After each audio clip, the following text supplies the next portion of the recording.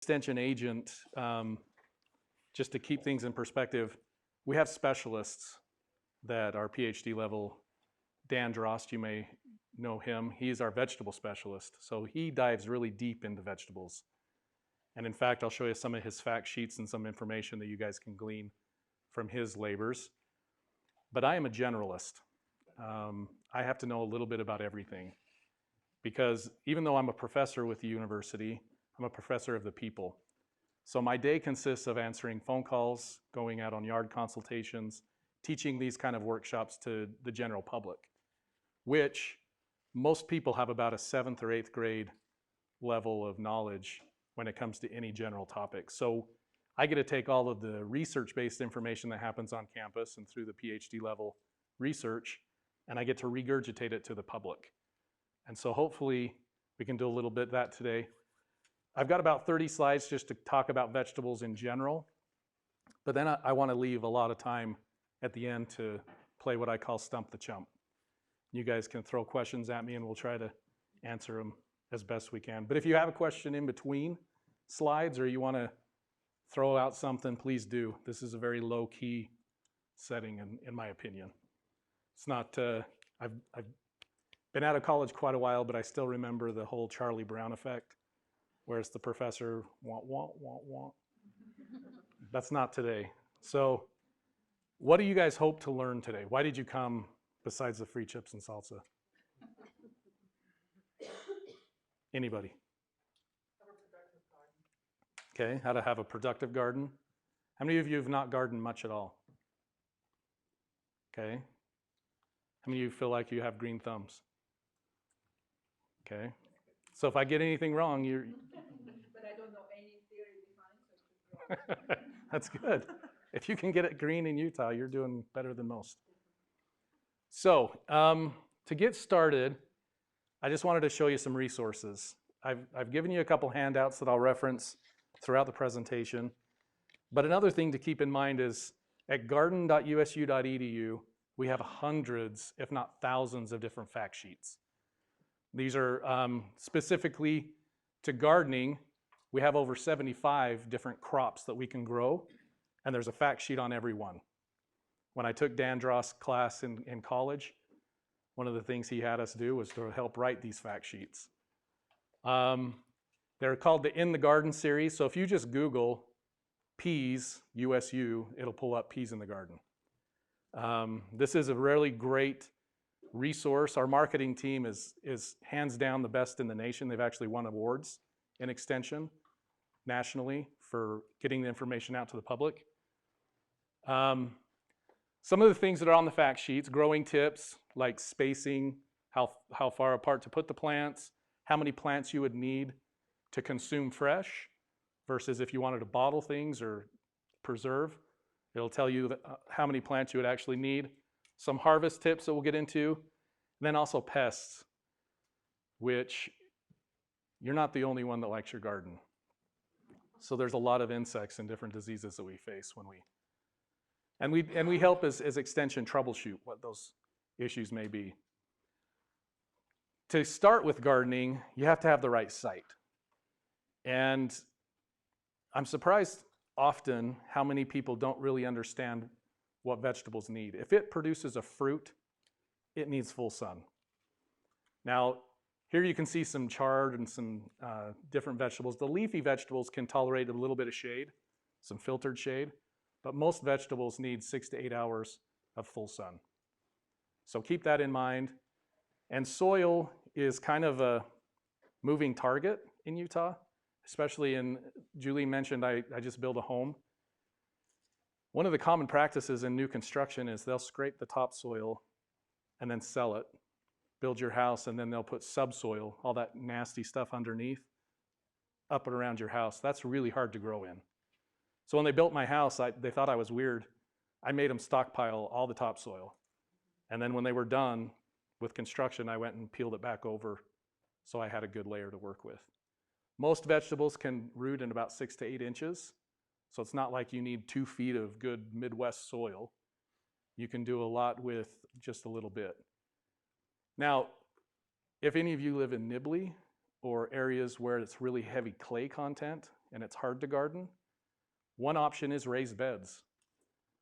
You create your own growing environment with raised bed gardening. The soil will warm up a little bit quicker in the spring, and you don't have to worry about tilling it.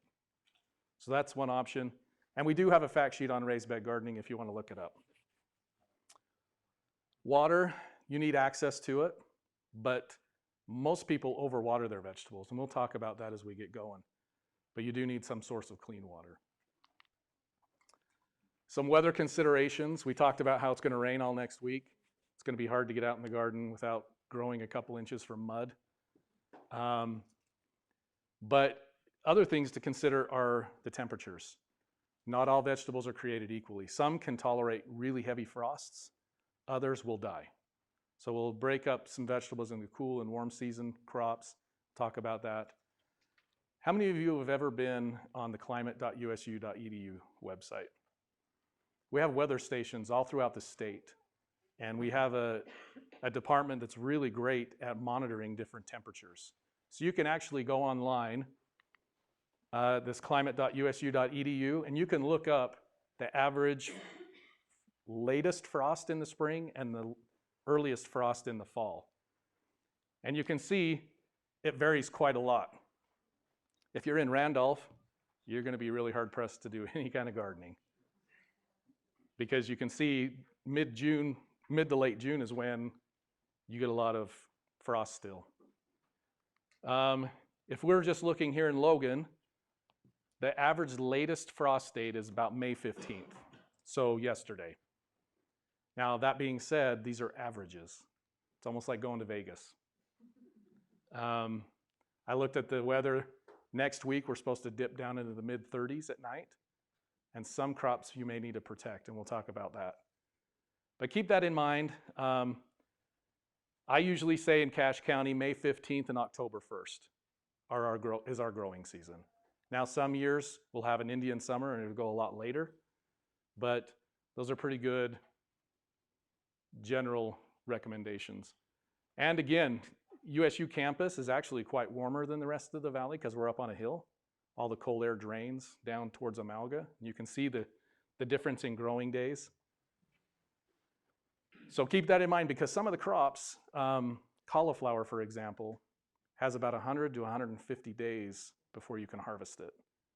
You can see in Amalga, you'd be really hard pressed without doing some kind of modification and maybe greenhouse growing. Okay, any questions thus far on climate? Temperatures? So, like I mentioned before, cool season crops and warm season crops. Who can give me an example of a cool season crop? Spinach, peas, lettuce, cabbage, radishes, carrots. So a lot of these crops, and I'll list them a little bit later, but they can tolerate really cold temperatures. In fact, you could have planted peas a month ago and been fine.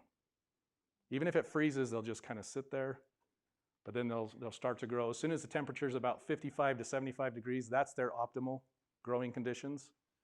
Whereas warm season crops such as corn, tomatoes, cucumbers, peppers, all the sexy ones, they're warm season and they hate cold. If they get anywhere near 50, they'll actually just shut down for a bit. They won't grow. Anything below 45, they'll abort their flowers. So you have to keep that in mind with those warm season crops. Now, when we talk about planting, there's a couple ways to do it. There's planting by seed, and then there's transplants. I didn't bring a package of seeds, but you've all seen those. These are some tomatoes I grew in our office because we can. And these I planted about a month ago, and now they're ready to go out.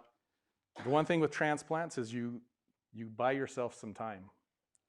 And we'll get into that in just a little bit.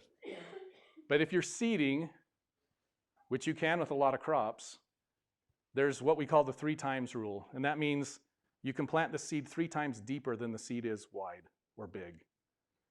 And the reason for that is that seed holds all the energy it needs. Once it imbibes or takes in water, it'll start to grow. It'll germinate. And it has all that energy to push up through the soil like this little guy here. And once that starts to open up and grow, then the true leaves come out and it'll start to photosynthesize. But until that point, these are the true seed leaves, and they actually, all the energy came from that little seed. If they're planted too deep, they'll start to grow up through the soil and they'll run out of juice and they'll actually die within the soil. So you have to make sure you don't plant seeds too deep. Seeds are actually regulated by the Department of Agriculture and Food. They have plant police that will actually go out and test seed each year. And they have to have a 90% or higher germination rate to be able to be sold. So each year they have to repackage seed. So that's kind of a good feel. You're not going to buy something that's not going to be successful. Most of the information, you have this garden wheel, and if you turn it, you can look at the crop, look at the planting depth, the row width, the days to maturity. These are kind of fun, but all that you ever really need is on the seed packet. It'll tell you when to sow the seed, how deep, how far apart, and when you can expect to harvest the crop. So keep that in mind. You don't have to memorize stuff. You can just read it on the packet. Takes kind of some of the fear away from gardening. Now, one thing I forgot to mention before we started is gardening is one of those things that I can sit up here and talk for this amount of time, and you'll remember maybe 5% of what I say, but you'll remember 100% of what you do. And most of what I know about gardening is from mistakes and killing stuff. And so keep that in mind, that gardening isn't a pass-fail kind of thing. You can come back and learn again. Some germination tips if you are growing from seed. Some of the really heavy clay content soils will crust and crack. And so if you're seeding, that makes it really hard for that seed to penetrate that layer of crack. Let me rephrase. The layer of clay that's cracking. You don't grow in crack. Small seeds like carrots and lettuce. How many of you ever planted lettuce or carrots? You can actually put them in a salt shaker and they'll fit through the holes of the salt shaker. They're so small. So if you remember that 3 times rule, one of the tips I've learned is you just put those seeds on the surface of the soil and then just kind of skiff some soil over them. Don't divot them with your finger and plant them like you would a pea.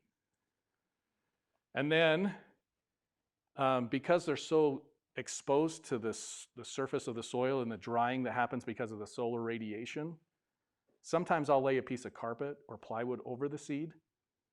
And so I'll seed, I'll water, and then put the plywood over.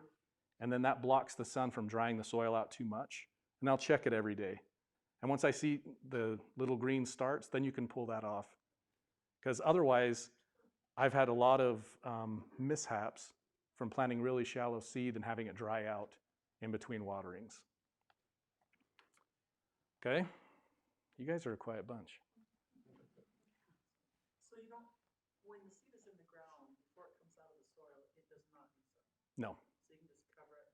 So if you have cats, you don't want them digging up, you can cover it until they start. Yeah, you can. Most seed will germinate without the sun.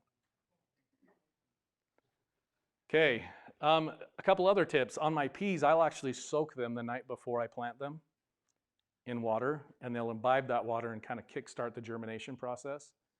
The other thing it does is any dead seeds will float to the surface. So you can skim those off and throw them away. Okay? Does that work for all seeds? Not all, but the bigger ones. So the bigger ones. Corn and peas. You don't have to, but I think it's kind of fun. Now, these are, again, some of the cool season crops we mentioned earlier. These are the ones I like to tell people to start with. If you're new to gardening, they're just kind of easy, low-hanging fruit. Peas germinate really readily. Radishes, they'll germinate and you can eat them really quick. You'll probably only do it once. My kids hate radishes. But I love growing the different lettuce crops, the chard. There's one called Bright Lights. that is really pretty in the garden. So aesthetically, it adds some stuff. Now, these are usually direct seeded into the garden because, again, they can tolerate cool soils. You can plant these as soon as the soil's workable, usually mid-March. These with the asterisk, however, we use transplants. Why?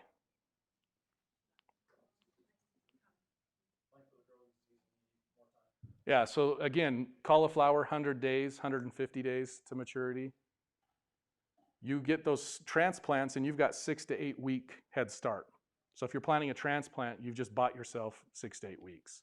So you can harvest a lot earlier. The other reason we do it is, again, these are cool season crops. If cool season crops experience 85, 95 degree weather, they do what's called bolting. They'll actually prematurely flower. So instead of getting a lot of leaves and produce, you're going to get flower stalks because it tricks them into thinking their time's done. So bolting is one thing that's caused by heat. And if you've ever eaten lettuce that's been exposed to hot temperatures, it's really bitter, produces a lot of that milky latex sap. Question. Yes. Does kohlrabi fall in that cabbage? Yes. category for transplants? Yeah, we call them cole crops. They're in one big family. Okay. This handout that I gave you, I had marketing work up for me and they did an awesome job. This kind of shows about the timing that you can seed directly in the garden. You can see typically 1st of April is usually when we start with some of these cool season crops. You can do it earlier, but if the soil's really cold, the seed just sits there. It won't germinate. So this is kind of a reference point, some general information on length to harvest. But if you haven't started cool season crops, there's still time. You can see you can seed some of these cool season crops clear to the 1st of June and be all right. And then you can also see the warm season, the peppers, the cucumbers. You want to wait until at least Mother's Day is generally what we tell people when that cool weather pattern kind of breaks. Any questions on this? I have a question about tomatoes. You mentioned earlier, so when the temperature about 45 or 50, they kind of shut down, and then even now it's not bloom. Mm-hmm. So we expect to see, well, but is it high temperature or low temperature? Because we expect to see like 35, 36 in the next week, night temperature. Should I cover tomato that already transplanted into garden? Okay, so the question is specifically on tomatoes, the different temperature ranges before they'll shut down or when they grow well or when do you need to protect them? The easy answer for that is about 50 degrees is the low that they will still produce and grow well. They'll survive mid-30s, the plant. But if you're getting around 35 degrees, I would still cover the plants just to give yourself a buffer. And we'll talk about frost protection. But there's another scenario where it can get too hot and the plant will actually abort the flowers. And we'll talk about that specifically with tomatoes. Okay, so these starts, one of the mistakes I've made in growing transplants is doing it too early. Because if you do it too early, they can't put them outside anyway, and then you're stuck babysitting for months. So we'll talk about transplants as well. On the other side of that handout is an advertisement for what we call the Gardener's Almanac. And this is 3 years of my life. And marketing's put it all together. There's over 200 different fact sheets and hot links to these different fact sheets. What we did is we broke up all the different gardening activities based on the monthly calendar. And then you can click on all of these blue hyperlinks and it will take you directly to a fact sheet. So this will tell you everything you should be doing in April and May, and you can click on it if you want more information. This is a website with all the hyperlinks. You can also download it on your phone as an app, but it's a static app. It doesn't have the hyperlinks, it's just the list. Okay? Now, switch gears and talk a little bit about some warm season. Again, the corn, peppers, cucumbers, the vining crops, the squash and melons. These you need to wait until the soil's warm. Just by nature, that's what they like. Now, most of these we'll grow from transplants again because of the growing period and to make some hay while the sun shines. But I've got some colleagues that swear by planting from seed. How many of you have planted cucumbers from seed? I have a friend that did a comparison because he was a scientist. He planted cucumbers from seed and then a start. And he said the seed grew at the same rate as the start and produced the same time. So you can kind of switch hit on these. Anybody ever had a sun sugar tomato? They're like candy. So just a little bit of warning on transplants. When you go to the nurseries and you buy transplants, somebody can win this today. It's the person that has the greatest amount of, not amount, but the best question can have the tomato starts. Yeah, if you stump me, you can take them. There's 4 of them, so. There was another question? Oh, I was just joking. Are they sun sugar? No, they're not. These are called super steaks. One of my favorite things to do is try new varieties every year just to see how they do or what they taste like. And I've learned a lot of what I don't like. There was one tomato one year it's called Whipsicum peach. It's a fuzzy tomato, like a peach. It's nasty. So I know not to grow that one again. But when you're buying transplants, this is an example of a bad example, this picture here. You don't want fruit on the plant. That means it's way too old for that container. Nobody's going to get mad at you if you pull the plant out of the container.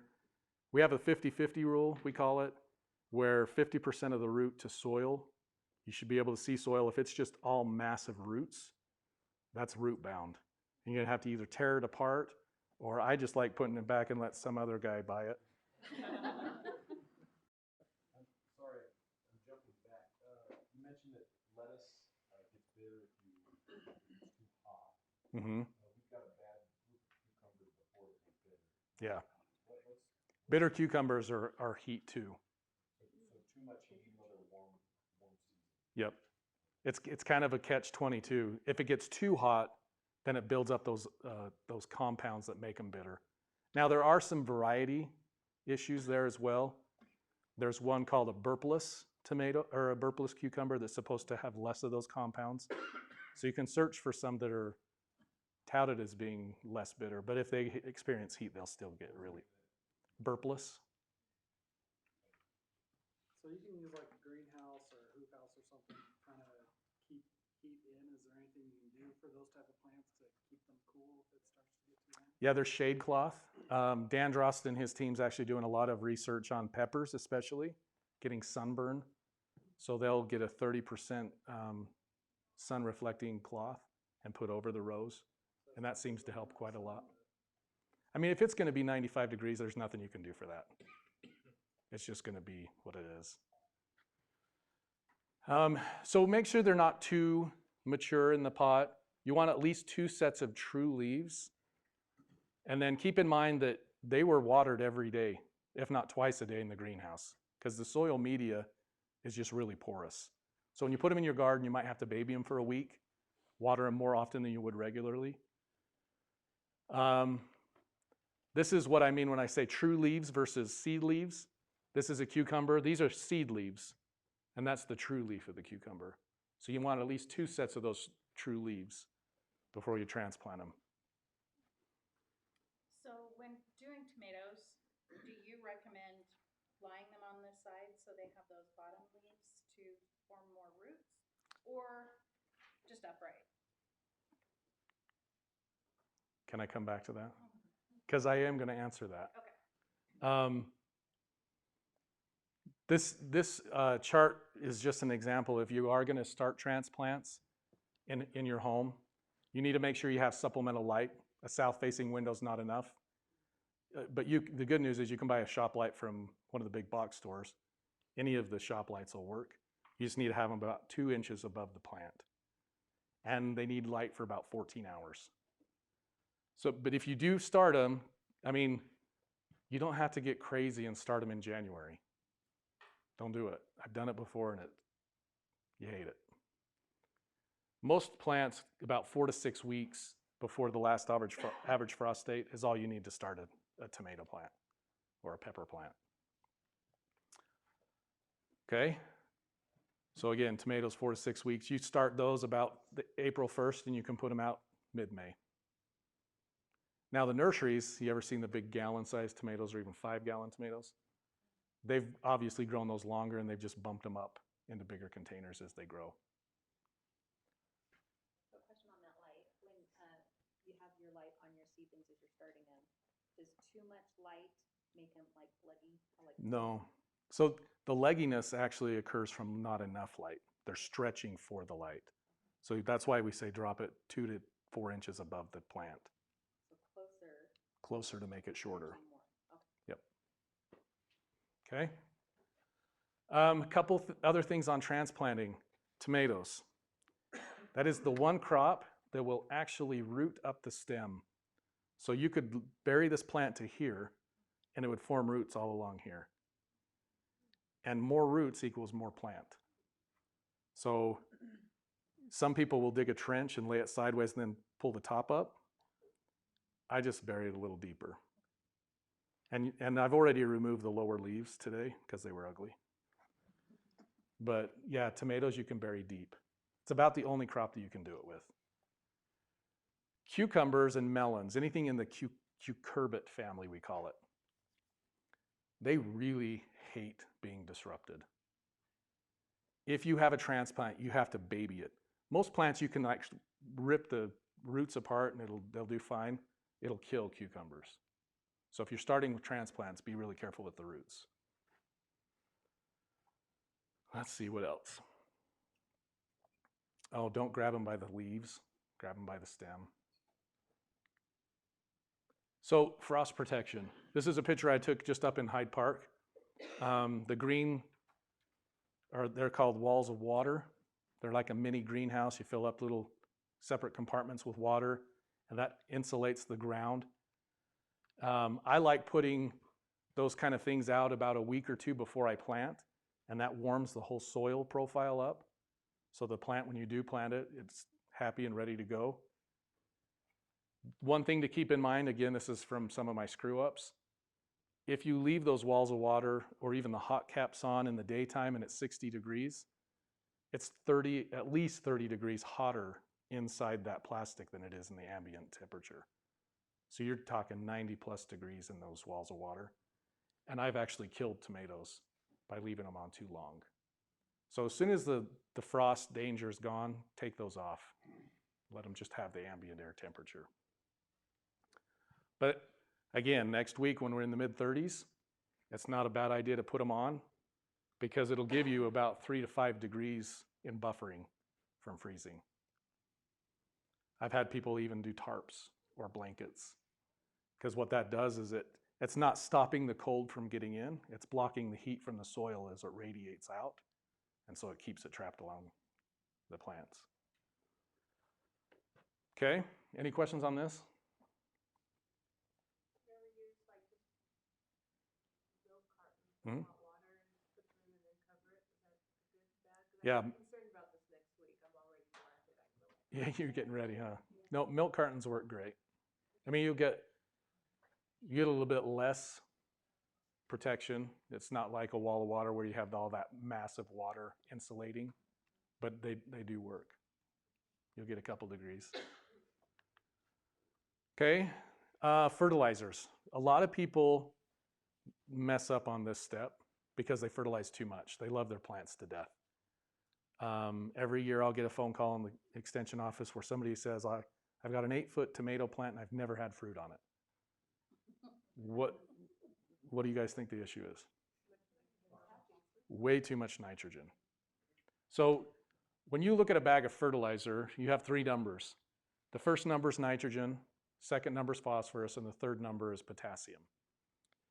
If you get a soil test, which I would highly recommend, They're about $25 for a routine soil test. It'll tell you all that your soil has to offer.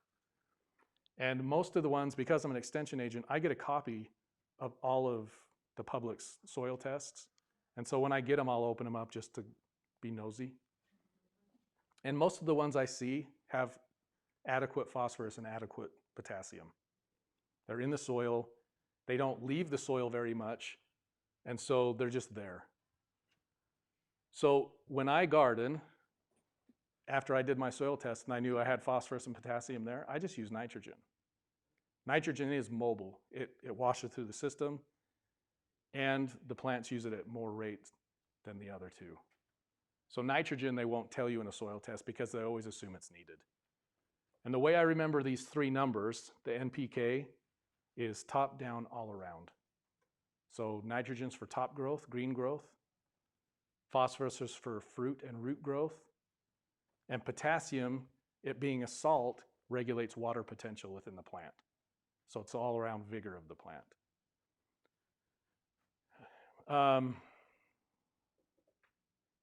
Not all fertilizers are made equal. There are a lot of different types of fertilizers and ways to get the fertilizer to the plant, whether it's a slow release pellet form, whether it's a chemical fertilizer that's been created, or whether it's an organic form from once derived animal or plant material. The chemical itself, the nitrogen or the phosphorus or potassium, the plant doesn't care where that comes from. That's a you as a gardener decision. If you want to do organic fertilizers, great. One thing I will mention is the chemical fertilizers usually have higher percentage of the active ingredient. For example, ammonium sulfate is 2100, and I'll reference that in just a second. That number is a percentage. So 21% nitrogen in that fertilizer. If you use blood meal or bone meal, they're more like 4 to 5%. So you have to use more of it to get the percentage of nitrogen, if that makes sense. But again, the plants don't care how they get it. So when we talk about vegetables and recommendations for fertilizer, all of the publications that I've ever referenced talk about pounds of actual nitrogen per 1,000 square feet. Now when I garden, I don't garden in 1,000 square feet. I garden in a 10-foot row.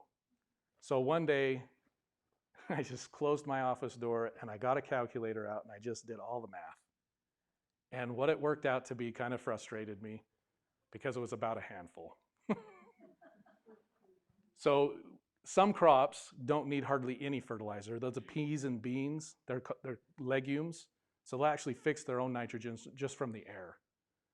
So they're considered low-use crops. That's about a 1/4 cup of fertilizer, this ammonium sulfate, per 10-foot row. Moderate, which is most vegetables, cucumbers, broccoli, cauliflower, most of them need about 1/3 of a cup of ammonium sulfate per 10-foot row. And that equates to about 2 to 3 pounds of nitrogen per 1,000 square feet. And then there are some high-use crops. Corn is a really high-use crop. A lot of the leafy vegetables and onions, even potatoes, they're high-use crops. So we'll actually do split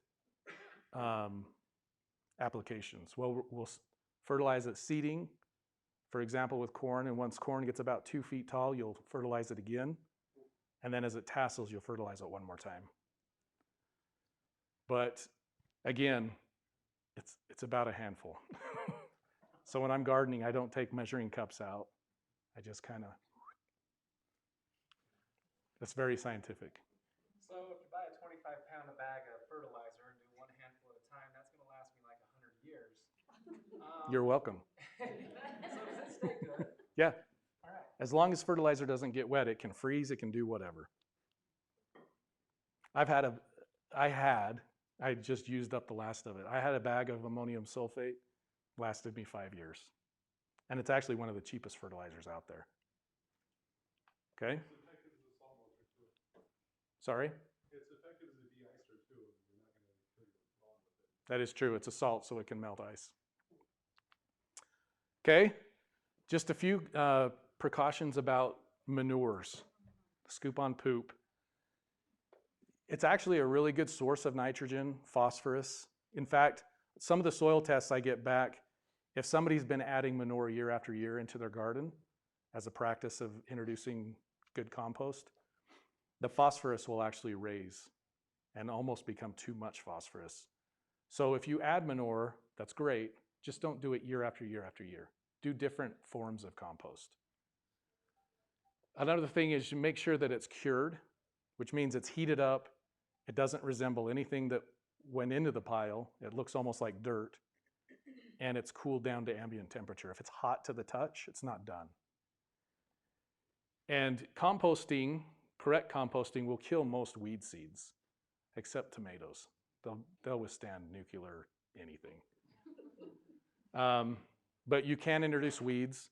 The other thing to keep in mind is a lot of the manures that are added into compost, like turkey manure or poultry, can be really high in salt. So keep that in mind. You may need to wash those out with some irrigation. You have a question?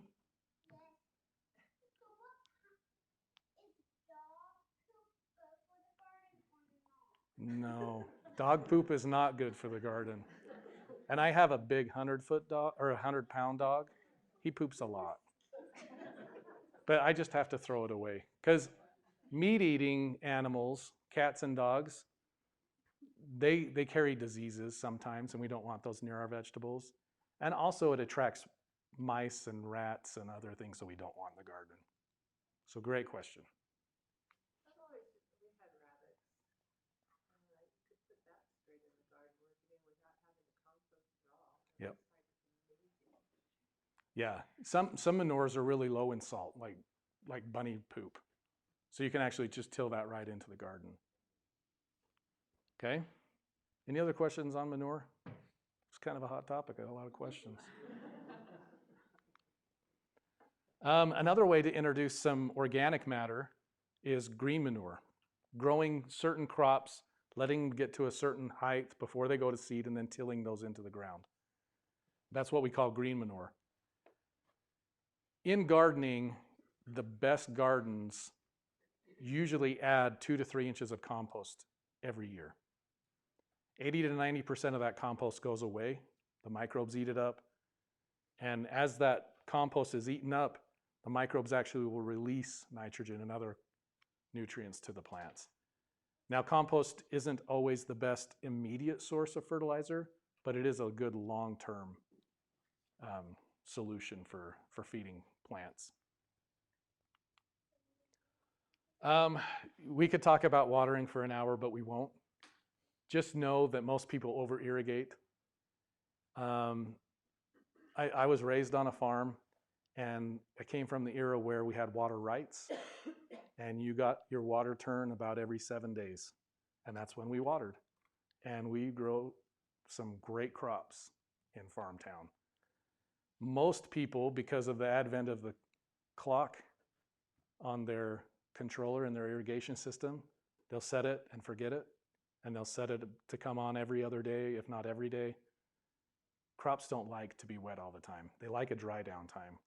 So water them deeply and then let them dry out.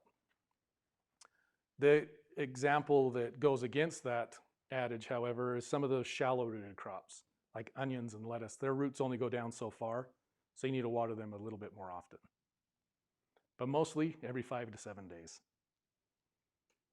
And again, how it gets that water, whether it's drip irrigation, furrow irrigation, plants don't care as long as the water gets there. Jumping topics a little bit, what about raspberries and blackberries? Same sort of thing? Mm-hmm. Deep and infrequent. Okay. So, how many of you have heard about? Oh, go ahead. On the watering, I usually just, if the plant starts to wilt and look like it needs water, that's when I water it. That's awesome. That's a great way to do it. Or two. No, in fact, corn is notorious for when it wilts, it'll curl, and it'll do that in the middle of summer, even if the ground's wet. And it's just what's happening is the stomata, the holes underneath the leaves are closing to conserve water, and so they'll curl. Squash will do that. If you've ever watched squash in the heat of summer, it just looks wilty. But then in the evening, when the sun goes down, it perks back up. That's just a conservation method. But it doesn't mean it's going to die. If it wilts for a long period, then that's permanent wilting, which is death. Okay? Now, how many of you have heard of rotation? What have you heard? Do it. But Okay. nobody ever tells you what How? rotation is. So the reason we talk about rotation is each of these families, we call them, like we talked about cole crops earlier, they harbor the same diseases and they harbor the same insects. So if you plant tomatoes in the same spot of your garden year after year after year, it doesn't necessarily mean you're going to get diseases, but the likelihood increases every year. The Great Potato Famine in Ireland happened because there was a buildup of a fungal pathogen and it wiped out the entire country's potatoes. And so when we talk rotation, we're basically trying to outrun a grizzly bear. You've heard that analogy, how to outrun a grizzly bear. You don't have to outrun the bear, just the slower person. That's basically what we're doing with these diseases is the diseases are always going to be there, but you're trying to keep ahead of them. And so if you grow tomatoes, peppers, and potatoes, they're all in the same family. Just move them around in the garden every couple of years. And that way you plant corn or something else that has a whole different set of needs and diseases. And that way you're less likely to have problems. That concept apply to raised beds when you're replenishing the soil every year? Yeah. Okay. So let's get into some specifics. Does tilling help you get around some of that? No. The question is, does tilling help alleviate some of the diseases? No, in fact, you probably are spreading it. And I got to be careful how I say this. Rotation is a good idea. That's it. I mean, you cannot guarantee that you're not going to have problems. You can just kind of avoid it the best you can. And if you have a small garden spot that's only 10 feet by 5 feet, rotation's kind of pointless because you're just moving dirt back and forth as you till anyway. Just do the best you can. Are there any additives you can treat your soil with to reduce? So the question is there any additives to reduce some of those pathogens? Yes. Organic matter really helps introduce the good microbes to help keep the bad microbes in check. Okay? So salad crops, let's talk about these for a second. We talked that they're cool season. You want to avoid really hot weather or else you get bitter or bolting that we mentioned. You don't want to water stress them because they are shallow rooted. So about every 3 to 5 days you're watering. Harvesting on lettuce and chard and what's that dark green one that my wife puts in smoothies? Kale. You can actually harvest those with scissors and they'll regrow as long as it's decent weather and not too hot. This is another one where you can actually have a fall crop. You can come in mid to late August and reseed and have a crop throughout the fall till it freezes. And spinach will actually grow under snow. It's so cold hardy.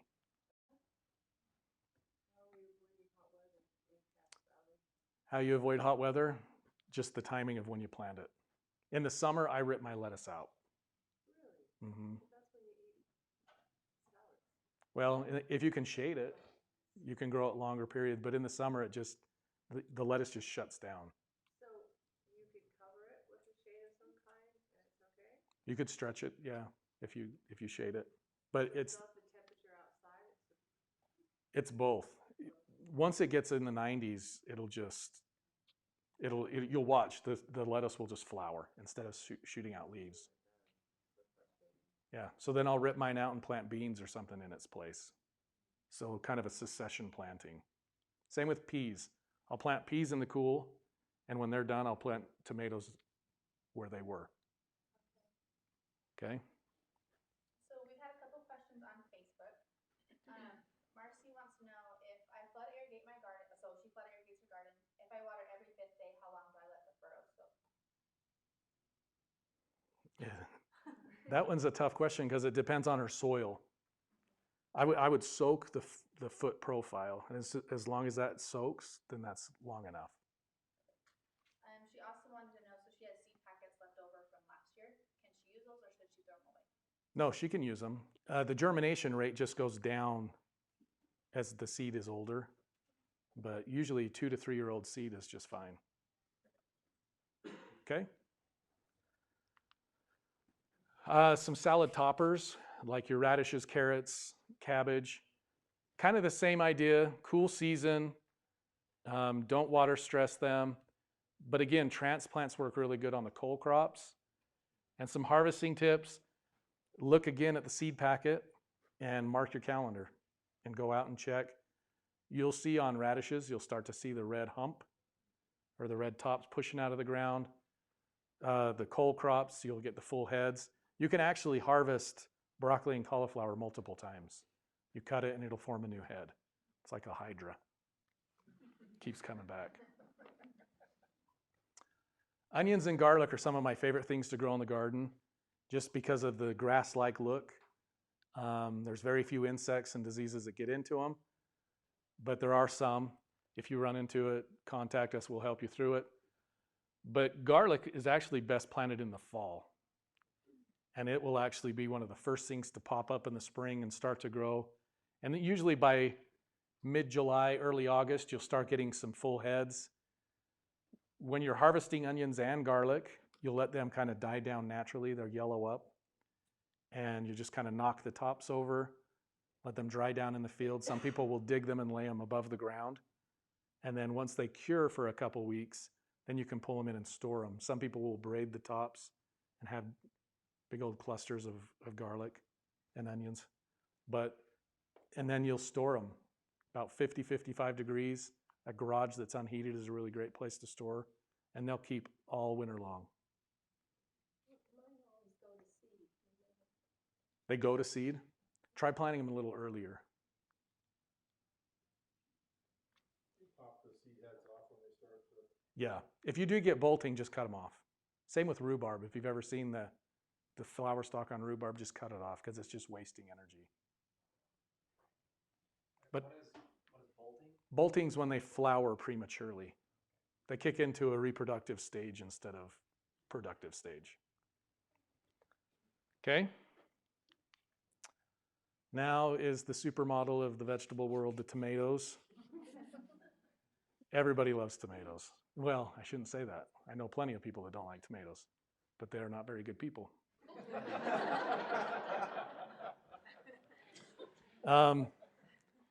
They're very warm season. Lots and lots of different varieties out there that I love to try. In our area, sometimes we'll experience what we call a split set, where you'll get the first flush of tomatoes and then you'll get nothing. And then when it starts to cool down again, you'll get the second crop. We call that a split set because anything above 90 degrees, those flowers will actually abort. And so the flowers will drop off the plant because of the heat, and they'll conserve their energy until it cools down. So it's nothing you're doing. Down in the Wasatch Front where I lived, there was some years I didn't get tomatoes until September because it got so hot so quick and then stayed hot. And so that's one thing to keep in mind. We talked about nitrogen.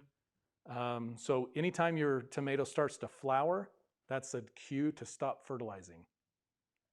That will help produce fruit instead of top growth. Couple problems are tomato tantrums, blossom end rot. Everybody's had it. You're a normal gardener. It's not anything to be ashamed of.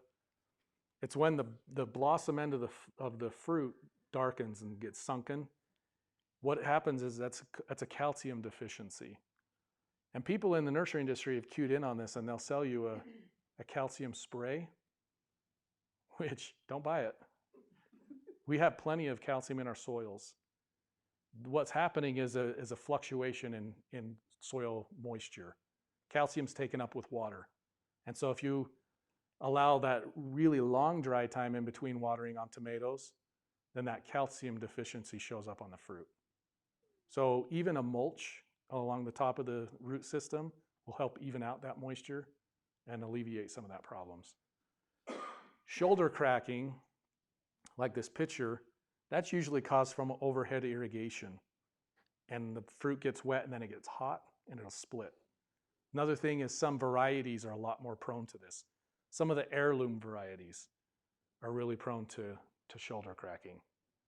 Now, when I say heirloom, that means old.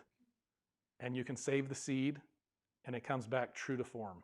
So Brandywine, one of my favorite tomatoes, it's an heirloom. I can save the seed and plant Brandywine year after year after year.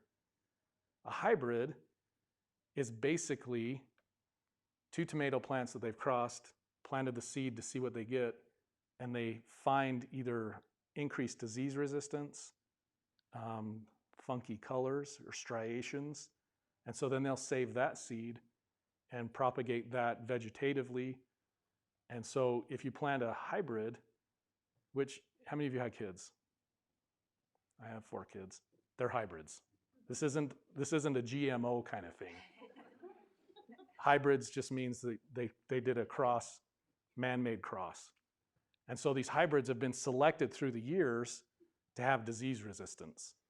So if you ever buy a tomato and it has these acronyms on them, like a VFNA, TMV, TSWV, those are just acronyms indicating what diseases these tomatoes are resistant to. One of the big ones is verticillium. It's a fungal disease that lives in most garden soils, and it'll kill tomatoes. And so if you grow a tomato and it dies, cut it open, look in the stem, and if there's brown or green streaks, that's verticillium. It's basically just clogged up waterworks. So that's why a lot of people will go to hybrids, is to avoid some of those diseases. Okay, any questions on that? Let's see. Potatoes. Anybody from Idaho? You guys tease us all the time in Utah, saying we can't grow potatoes. Call us carrot snappers, right? Now, the reason I think we can't grow potatoes very well is, again, the watering issue. We overwater, and so the potatoes rot in the ground. Potatoes are not a root crop, they're actually a stem. So everywhere there's an eye, that's actually a leaf, or it can become a root. So when you do seed potatoes, they're usually virus-free and pathogen-free. You'll cut those up, and as long as you have 2 eyes, that becomes a plant. One of those eyes will form the top, and one will form the roots. And as potatoes grow, a lot of people will heal them, because much like a tomato, they'll form roots along that stem. And wherever they form roots, they form little nodules of little tubers. Okay? Again, this is one where don't fertilize after July or when they're flowering. That's a good indication to stop. Anybody ever had new potatoes? Just go out in the garden and kind of steal them. They're the best. In the fall time, as the plants naturally kind of wilt down and die, that's when you can dig the potatoes up, cure them again for a couple weeks, and you can store them. Now, after all that language, I don't grow potatoes in my garden because I can buy a big bag for about $5. And so they're fun to try. There's some really unique varieties. There's a purple potato. We grew that one year. My kids wouldn't eat it. I thought it was too weird. I have a question about, you said curing them for 1 to 2 weeks, doesn't that turn them green if they're in the sun? If they're in the sun, you'll put them in a shady area. Yep. Okay, vining crops. These are your squashes and melons. Again, warm season, avoid cool soils. They've done a lot of research at a lot of different universities showing, especially these warm crops, timing on planting, and soil temperature is more important than air temperature. And they've planted really early, they've planted mid, and they planted late. And the late ones always caught up and did better. So don't be in too big of a hurry to plant your squashes. If you want to do direct seed, about 5 to 10 days before the last average frost date is great. If you plant transplants, just wait for that time. If you ever get some, again, cucumbers that are bitter, that's hot temperatures, if you've ever had a watermelon or a cantaloupe that's really pithy inside, kind of spongy, that's actually overwatering. So a lot of the good growers they'll allow the fruit to get to size, and then they'll actually cut the water completely to that field. And they'll allow those plants to kind of drought stress, and that will concentrate the sugars into the fruit. And it actually increases the sugar content. Some harvesting tips. One of my favorite hobbies is to sit in the produce section and watch people come and smack melons. I just get a kick out of it because it doesn't work. When a watermelon is ripe, you'll have this ground tissue where it was on the ground. It'll be a yellow or a muted color. And then right where the vine comes out of the fruit, there's two little tendrils, little curlicues. Those will dry up. Once those dry up, the fruit's ripe. On a muskmelon or a cantaloupe, that section of where the vine connects to the fruit will actually slough off. So to tell whether a cantaloupe's right, you'll actually grab it, just hold the vine up, and if the fruit falls off, it's good to go. Now, squashes. One person in this room could grow a zucchini, and that would be enough. It always astounds me when people plant 4 or 5 zucchini, because then you just lock your car, because you're going to end up with some shoved in there. The other thing is zucchini's good when it's about 6 to 8 inches long. Part of my job with Extension is helping judge the county fairs throughout the state. And I can't tell you the 40-pound zucchini bats that come in. They're not good for anything. So harvest them regularly, daily, on the summer squash. The winter squash, you'll actually let them stay in the field until a hard frost. And it'll kill the vines will die down. You'll go out and you scratch the rind of a winter squash with your fingernail. It should be hard enough that you can't penetrate the skin. So that's the difference between summer squash and winter squash. Legumes, the peas and beans. Peas are cool season, beans are warm season. So totally different planting times. There's bush type or trailing type. Most of them, the trailing type will do really well with the trellis system. On my peas, I put a cattle panel up and it crawls up. It does really well. Then I can just pick peas up here instead of off the ground. Water is very crucial during the bloom time so that those seeds can fill, and you harvest them as the seeds fill. It's kind of no science behind that. Okay, we're going to finish up with sweet corn and then be done. Corn is one of my favorite crops, but it takes up a ton of space. If you have a small garden, don't grow it. Just go buy it from the farm stand. It is a high nitrogen user, and don't think that you can trick the crop. One year I put corn about 8 inches apart in rows and really close, and the leaves actually wouldn't allow the pollen to pollinate the silks. So it needs space, because the tassel is the male part of the flower and the silk is the female part, and they need to come in contact to get fruit. Okay? So, what crops did we not talk about, or questions that you do have?